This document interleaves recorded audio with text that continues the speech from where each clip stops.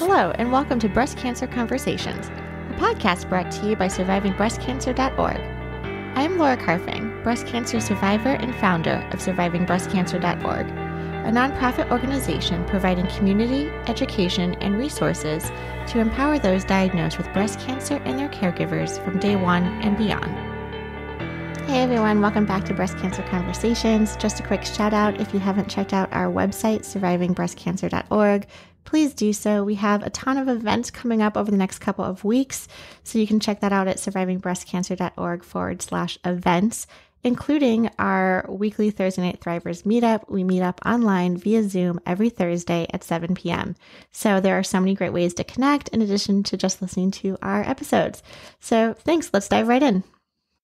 In this episode, we talk about a lot of heavy hitters. We start off talking about hormonal therapies, tamoxifen, aromatase inhibitors. This easily leads us to conversations about quality of life. And then we kind of back up a little bit and talk about Holly's surgery. I know we talk a lot about reconstruction surgery, and we may be familiar with DIEP flap, but have you heard of SGAP? We get into all of these juicy details today, so welcome to the conversation.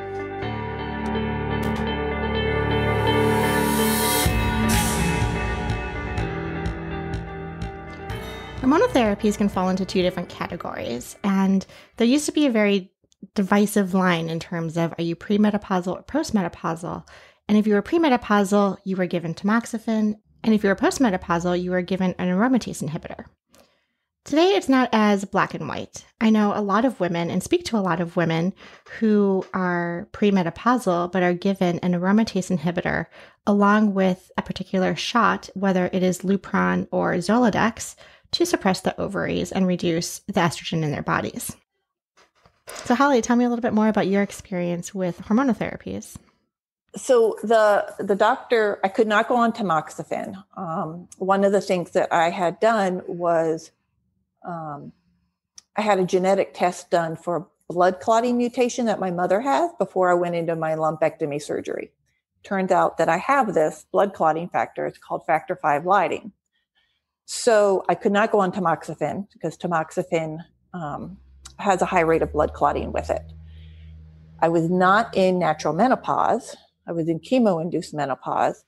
And so my doctor said I would need to get a shot every month called Zoladex and could go on Aromatase. So I went in for my first shot, and the nurse takes me to the room and she's like, okay, lie down and pull your shirt up. It's going in your belly. And I'm like, what? And that nurse gave me a shot of lidocaine to numb it, and then, gave me my shot. It was a huge needle, and she felt bad. And I'm sitting there going, I don't know about this. So my main cancer center was about 30 minutes away, but they had another branch about 10 minutes from my house. So I went there to get the second shot, and they're like, oh, we don't do that. We don't numb you. We can't do that here. And I'm like, okay, I'm not doing this every month. I had period issues before this started. So I had changed gynecologist, met with one, came highly recommended. And I talked with her and I'm like, let's just take this stuff out. I'm done. I don't want to, I want to be moving away from this. For me, every time I go see my oncologist or see a doctor about this, it causes PTSD. It just does. And I don't want that to be my life. I don't want my life to be treatments and scans and blood work. And I wasn't ready for that. If I could stop it, I would. And my dad, when he was going through cancer, he said, let's just get rid of the bad guys. What do we have to do to get rid of the bad guys? He never said cancer, it was the bad guys. Yeah. Yes. So that summer of 2016, after going through all my treatments, I had a full hysterectomy. I was so happy to have it done. I was on the Aromatase. Do you have any tips being on Aromatase? Was there a particular time of day that you took it? What were some of your side effects? I took it in the evening. I didn't have really the side effects that some women have with it. I probably had the side effects that you would have with menopause, with the skin dryness, the vaginal dryness, the hair dryness, the mood swings. it was hard to tell if the mood swings were menopause or just everything else. Even now, when I deal with things, it's like, well, is it the meds? What is it? I don't know anymore. It's a woman. Who knows? Yeah. And is it my thyroid? Exactly. Yes. And it's so challenging too, I think, being forced into medical menopause, right? I'm right there with you. We are younger women where we didn't have to go through this naturally. Yes. We got an abrupt wake-up call because of cancer. And to your point, specifically with breast cancer, the stories that we're listening to and personally experiencing is, I think you said it so quote unquote elegantly or eloquently in your story was what we are, young at heart, but 20-year-old boobs and an 80-year-old body. And yes, I think that is so true. And whether our oncologist mentioned that early on as like a side effect or in one ear or the other, their job is to kill the cancer, kill the bad guys, to start medication, surgery, or neoadjuvant chemotherapy or whatever your treatment plan is as soon as possible because we have cancer and that's all we can think about. I'm not going to say, oh, I don't want to do chemotherapy because I want to make sure that I'm maintaining my vaginal health. I'm correct. Like, I want to live so that I can maintain my vaginal health. Right. But I think we're aware of these longer term side effects. One thing that I'm constantly concerned about is osteoporosis. And I know that my doctors were doing a baseline DEXA scan, which does the scan of your bones, particularly I think it was like my ankles and my hips and pelvic area to kind of get a baseline of how my bones are doing. And are they healthy? Are they starting to deteriorate a little bit? So that is something I'm getting, I believe, every year. And just to measure. Are you getting similar scans to check the health of your bones now that you're on an aromatase inhibitor? I'm osteopenia. Okay. But yeah, trying to manage that. And my doctor had suggested also switching from the Prolia to the Zometa, which he said would, I think a once a year infusion.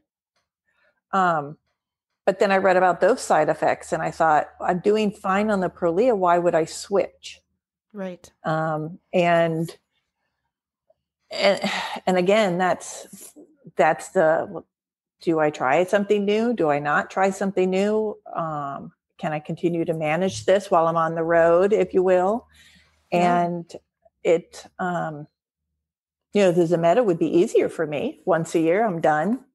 I don't have to think about it. But then those biphosphonates, I think that's the biphosphonates, those have side effects too. And what happens, that gets into the oral health and all of that. And people who haven't been through this don't understand all the things that we are managing, and we become great managers of our care. And I have found women who go in and the doctors say, boy, I mean, you know so much about medical care.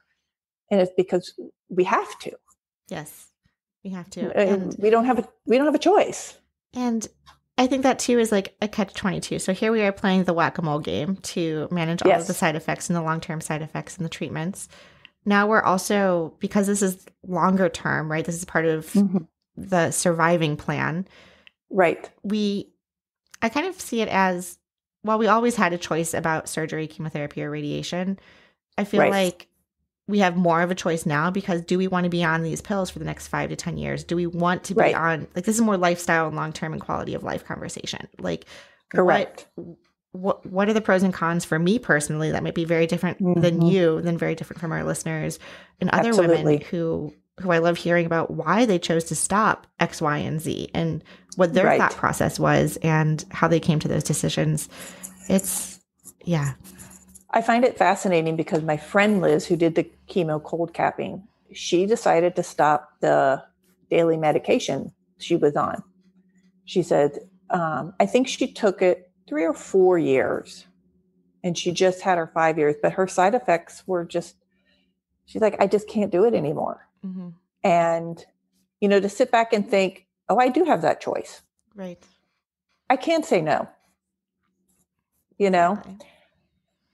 Exactly. Yeah. I set myself up with like little benchmarks. I'm like, if I can get to 5 years, and like maybe we'll consider 7, but like don't tell me that I'm going to be on this for 10 years. That's not what we should be leading with. Right. It's a big pill to Right. swallow, literally. Right. Totally. That's what happened.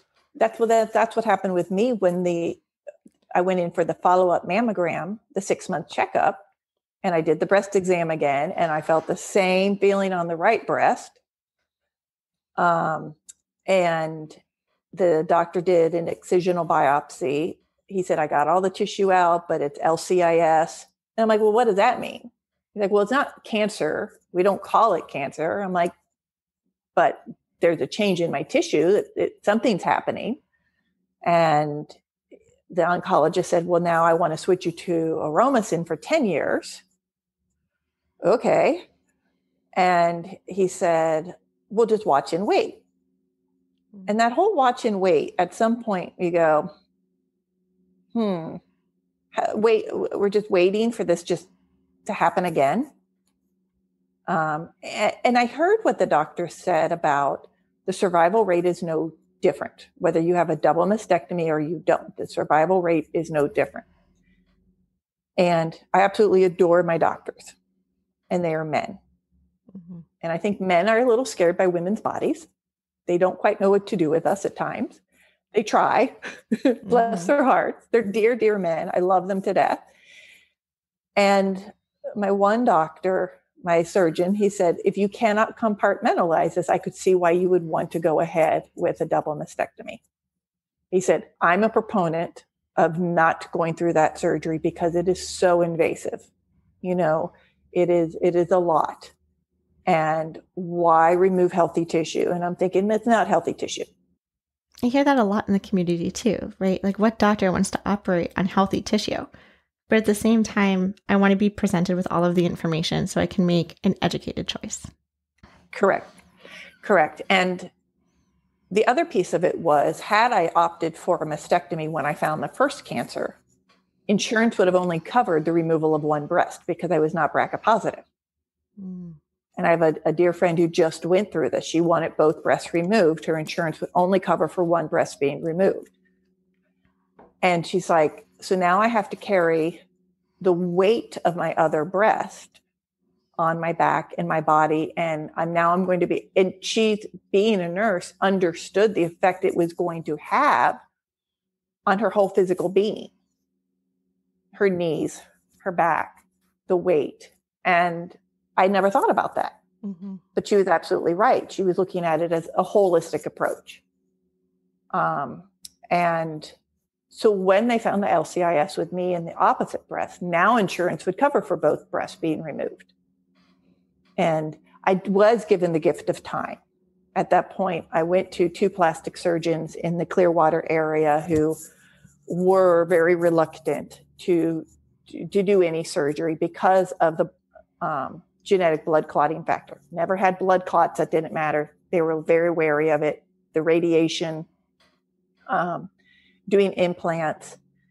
I didn't really want to do a surgery that would affect my tummy, using that area. The hysterectomy showed me how hard it is to recover from anything in the abdomen, even though it's technically not supposed to be getting into your muscles. It's affecting a lot in that area. And it was then I went to MD Anderson, spoke with their plastic surgeon and oncologist there. They definitely were more open to doing implants with me. They were not afraid of the blood clotting. So that to me showed me that the average plastic surgeon that women often use can be more reluctant to do things versus a specialist in the cancer field who's working only on breast cancer or BRCA positive women. Mm-hmm. And then I just happened to learn about, again, on breastcancer.org, the Center for Restorative Breast Surgery in New Orleans. And I joined their private Facebook group of women who are going there and asked all sorts of questions. Well, what is this? Who are the doctors? How do you schedule a 8-9 hour surgery with somebody you meet the day before you've only talked to on the phone? Right. How do you mentally even do this? How do you travel? How do you navigate all of this? And how do they handle the complications? Most of the women had positive stories, but I went into it wanting to know, how does this center, this group of doctors, handle it when a woman has a complication after surgery? And I heard about them flying women back in for corrections. If their wound wasn't healing, they would fly them back in to fix the wound.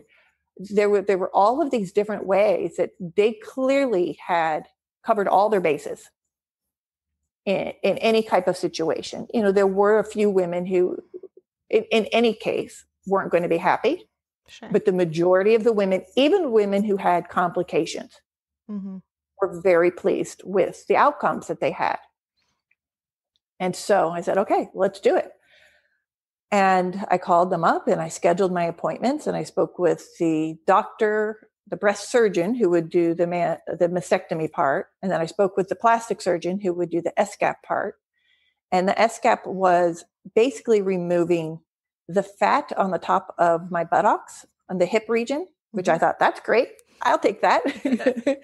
And he did say, they do the deep, which uses the tummy. They do the SGAP. They do a full body lift, which is the belly and the backside. Sometimes they'll use a small implant for fullness. And what I learned going into it was so important for me to know what I wanted for my body. Because at the end of the day, they're still plastic surgeons, and they're still going to want to make it a little bit bigger, and they're still going to want to make it more perfect. And I just want it done. Right. And I want it done. I want to know how we're going to do this. I want it as minimal as can be. And that was the way I went into it. And the doctor said to me, I'm like 140 pounds, 5'10". He's like, oh, you got a lot. I can do the body lift. And I went, no. I appreciate you saying that you could give me a tummy tuck, but so that was that piece I kind of had to get over, because he's looking at it as, how do I make this super perfect? And I believe a lot of women opt for the tummy tuck, more, because that's the area they're most uncomfortable with. Sure. For me, it was my backside, it was my hips. So I said, do the hips. I knew the pain would be less. Okay. I knew I'd be able to stand up easily versus the women who talked about getting the deep.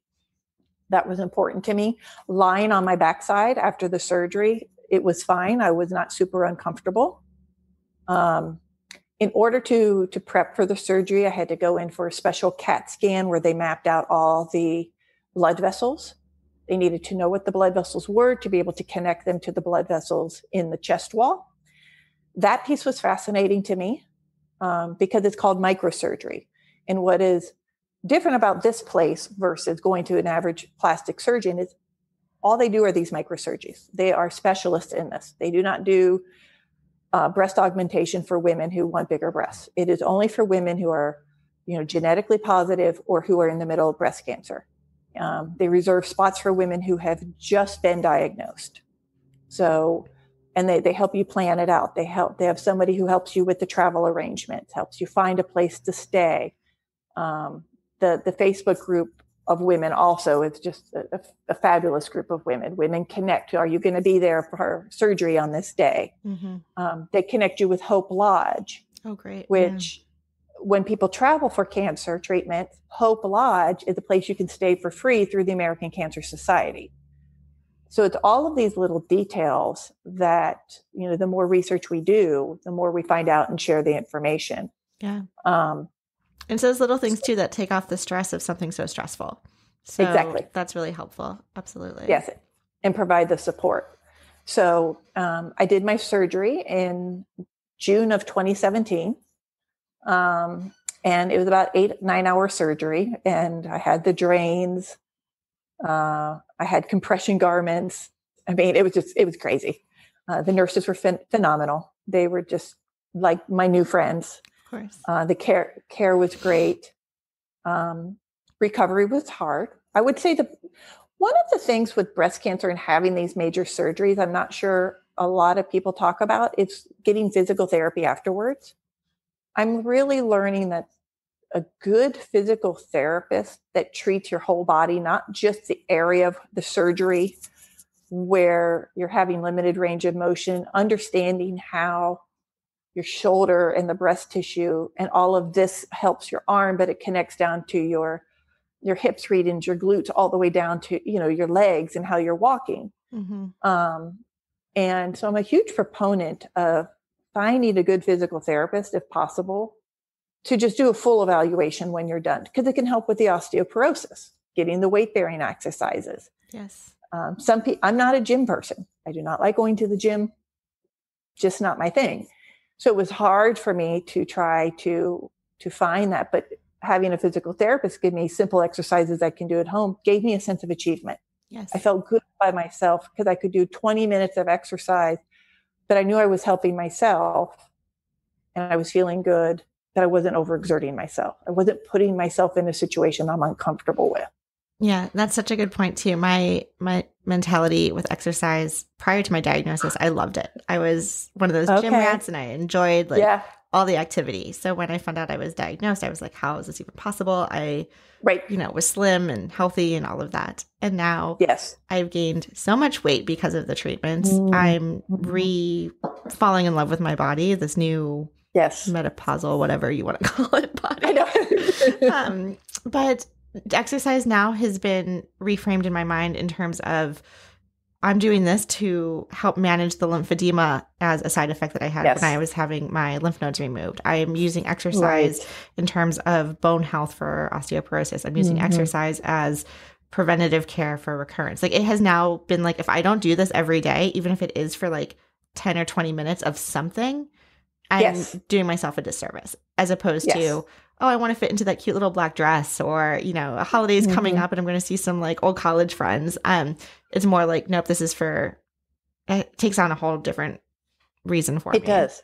It really helps to start connect you with your body, get you in tune with your body versus, oh, I'm doing this because I, like you said, to fit into a dress or whatnot. Now it's a whole mind body connection that it's taken me even a couple of years coming out of breast cancer. It was actually my broken ankle that really started to solidify it for me through that healing process. And I love the people who go to yoga and they have that full connection through the yoga.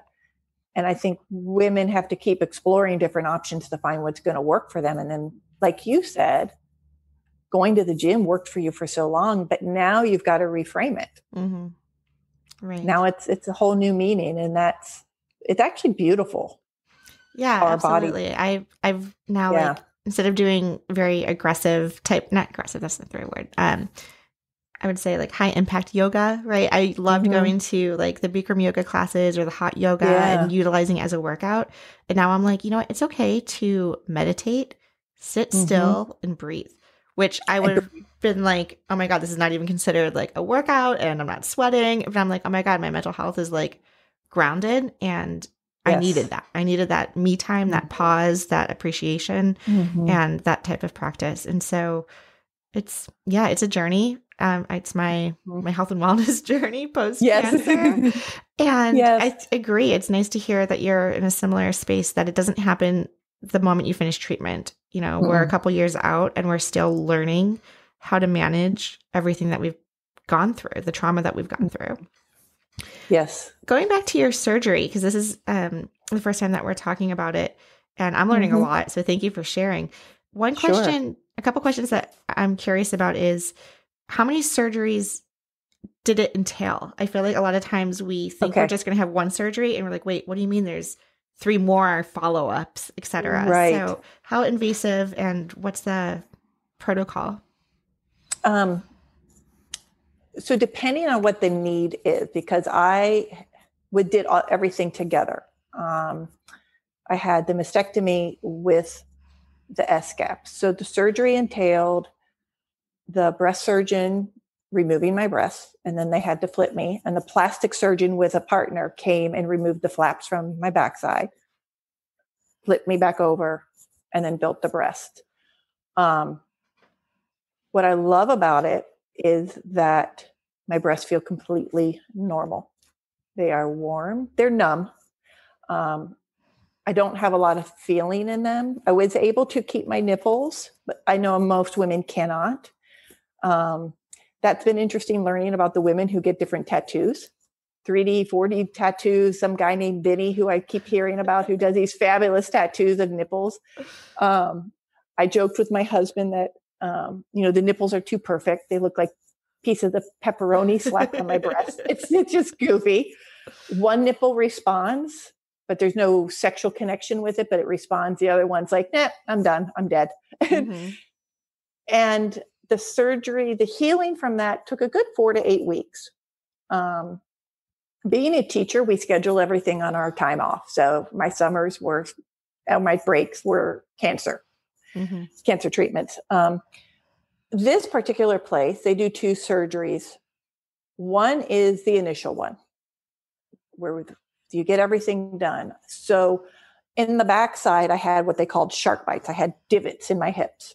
My pants didn't stay up after that surgery because they needed to reconstruct my backside in the stage 2. They say stage 2 surgery is when it's about 4 months or more after your stage 1. And it is to take care of any fat necrosis, fill in anything more that needs to be filled in. They do liposuction to smooth things out. They use that for fat grafting. And with the SGAP, they do a butt lift. So those divots are fixed by lifting, resuturing everything together, and then smoothing it out with lipo from, I think it started just below my breasts and went down through my thighs. And then I chose not to be a larger size. I just want it to be like a 34C. Mm-hmm. I want a very, just very basic. I can fit into any bra. They'll stay perky. Mm-hmm. I won't have to worry too much about gravity. They also do a breast lift at that time. So before I went into this surgery, having met a mom, my breasts weren't what they were, obviously, as I was in my 20s. And every surgeon before these guys said that I would not be able to keep my nipples because they were pointing down. And these guys are like, yeah, no, you can keep them. Your cancer was nowhere near your nipples. The margins were clear. You didn't have lymph nodes involvement. You're fine. We'll keep your nipples. And I'm like, okay. And so in the stage 2, they did a breast lift and filled in any gaps. So like I had some areas here where you could kind of really see like the divots where my ribs, because what is interesting about this is one of the blood vessels they have to connect to is underneath a rib bone. So they remove part of your rib cartilage. So some of the pain can be in the bones a bit, and that eventually goes away. Some of the pain after the first surgery was nerve pain. So I felt like I was on fire. I have a friend who had a mastectomy, and hers has not gone away. I'm forgetting the name for that. It's a post-mastectomy syndrome where your nerves don't settle down. Yeah, and I don't remember the name of that either, but I describe it as like these little like electric shocks. Like your nerve endings are trying to connect, like the synapses, I think, and like, but they don't because it's not there. And so, unfortunately, it's very painful. Yeah, shooting pains. I remember that happening to me. It just comes out of nowhere. You could be driving, you could be at the grocery store, you could be in the middle of a presentation, you could be teaching. I mean, and it's horrifying. It is. And mine was continual. So it wasn't even the shock. It was 4 to 6 weeks after surgery it went on. And then eventually, thankfully, faded away. So in the stage 2, that recovery was easier, but the liposuction was actually more painful than the surgery, interestingly enough. But I had been prepared for that, having heard of other women who had it. So again, I had to tell the surgeon, don't go overboard. I don't want to deal with a lot of pain after this. Do what you need to do. But I'm happy with how I am. And he was respectful of that. And that's one of the things that I did like. The doctors did listen. They did say, it is easier for us to fill in more. He's like, I am going to give you more from the flap than you are expecting, because then I can take it away. So don't be surprised if it's bigger than what you expect. that's much easier because fat grafting will absorb. You won't keep that fullness from a fat grafting, from the liposuction. You'll keep some of it, but it'll eventually be absorbed by the body, where the fat flaps are completely different. So within about 4 weeks after that surgery, I was starting to feel normal. And I've had no real issues since then. I don't get mammograms because there's no breast tissue to do. While I was here in Kuala Lumpur, the breast surgeon, part of your care here is they just give you automatically right in the doctor's office, give you the ultrasound. So they did the breast ultrasound. They found a cyst. They said, come back in 6 months. Let's double check it. Went back in 6 months. Right there, I got the immediate information right in the office. She looked at the cyst. She goes, nope, it's just a cyst. So that piece is nice. It was also interesting to share with her about this surgery because it's not something that they do here. Right. She had not heard of the microsurgery. So that's fascinating. Yeah, I'm just very grateful for finding the doctors in New Orleans. I just really am.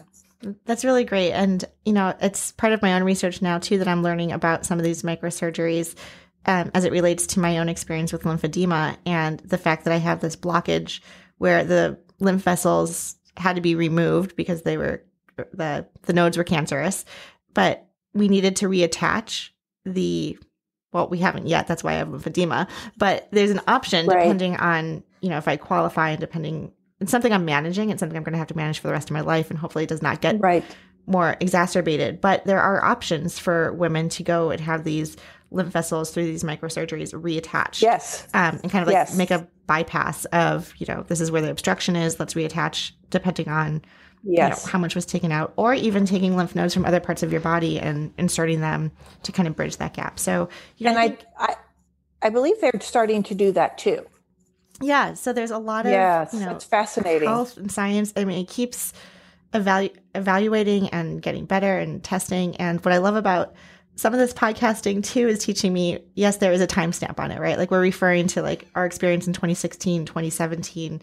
We're in 2020 right now. We're talking about cold caps, but just like year by year, it's like, wow, your story is capturing what was available then. Look at where we are now, and that information that women can now go feeling empowered when they are talking to their doctors about, options for them. So that's really, really great. So one of the really interesting things that I have found traveling is that the medical center that I'm going to here, which is it's top class, world class, no different than the States, except I can get my x-ray done. I can get my CAT scans done. I can get the mammogram done. And that same day, get my results. Wow. There's no waiting time. And that's one of the hardest parts about going through the breast cancer journey is you get your mammogram. Well, then you have to wait for the report, which is another week. And then you have to get a CAT scan. And then maybe you have to get the MRI. And it's more waiting and more scheduling. And it's very interesting to learn how other countries have simplified that process, knowing the fear and anxiety women are going through. And you take one day off of work and you have your results versus having these multiple days, and you can get your treatments going faster. Yeah. The waiting is, it keeps you up at night. You're not sleeping well. You're trying to function at work. The anxiety is through the roof. That's amazing. Yes. I'm so glad to hear that that's been your experience in Kuala Lumpur, and something maybe we can learn and adopt here in the United States. Yes. Thank you so much for taking the time to be on our podcast, You're sharing welcome. your story. I feel like we could talk for another 2 to 3 hours. How can people get in touch with you if they want to learn more about your story or ask questions? So my email is hwintrip4@gmail.com. So email is the best way. I am on Instagram. I think it's @HollyBWintrip. I have not started a blog. It's just something, you're the one who encouraged me to start writing first. Oh, and you and a friend. And I saw that and I went, all right, I'm going to sit down and try this. There's been so much that happened in those 5 years between the cancer diagnosis, my daughter getting married, moving away from home, losing my parents. My life right now is not exactly what I thought it would be. Even 5 years ago, I thought I'd still be in Florida, being a mom to my daughter and just living my life and teaching. And when we have so much happen, it's hard to even parse out where to begin to tell our story, because it can be too much for people. You know, we know that there are people who stick with us and people who can't, who just fall away, and that's okay. And you and a friend of mine that I met here were the ones who inspired me to just write this down. Yes. And then when you said you wanted to do the podcast, I'm like, okay, I can do this. And I've been an advocate with in talking with women going in for surgery through the center in New Orleans. So I'm one of a connection there, and other women who I've spoken with. And I love talking to other women and helping them through this. Mm-hmm. And so I'm always open for people to reach out. Always. Thank you. And I think you bring up a great point too, that we don't need to go through cancer and immediately start a blog, start a nonprofit, write a book. Mm-hmm. Like 5 years, 10 years, 20 years down the line, that might be when you're comfortable sharing and talking, yes. And that's okay. Yes. And then I'm so glad you came across our organization also, because our blog, well, I do a lot of the writing, is a community blog. We have guest writers all of the time. So mm-hmm. Don't feel like you have to go out and start your own. If there is something that you feel like sharing and you would like it to be published, we're more than happy to support that, because other people are going through this. We have, like, I'm now in a situation where, like, I can't have children. I can't necessarily, I can write educationally about what it's like to have breast cancer while going through pregnancy and talk about, like, the tips and recommendations through research, mm-hmm. but I can't talk about my own personal experience, where someone else can. And that is value to the community. Someone else might Absolutely. Not be able to talk about the type of surgery that you had. And so, that's mm-hmm. value. Or losing loved ones and family when it rains, it pours. Like, why is this confluence yes. of trauma happening? Let's talk about that, because you're not the only mm-hmm. one going through that. And so through survivingbreastcancer.org with our blogs, like, that's that kind of holistic picture we're trying to paint around it's fabulous. Breast cancer. So thank you so much. I'm so thrilled to have you part of You're our community, welcome, Laura. Your support. And I know this is just the beginning of many more conversations. So thank you. Yes. Thank you, Laura. All right. Have a great night. I'll talk to you soon. You too. Okay. Bye. Bye. Thank you for tuning in and listening to our podcast. If you would like to find out more about our organization and upcoming events and ways to connect, you can find out more by visiting our website at survivingbreastcancer.org. I would like to acknowledge that all of the information on our podcast is from personal experiences, and it is not a substitute for professional medical advice. You should always consult your medical care team. If you're looking for specific topics or would like to be a guest on our show, feel free to contact me directly at laura@survivingbreastcancer.org. And of course, we have a couple social media handles you can follow us at as well. For example, survivingbreastcancer.org, all one word, as well as our podcast specifically, Breast Cancer Conversations. Until next time, keep on thriving.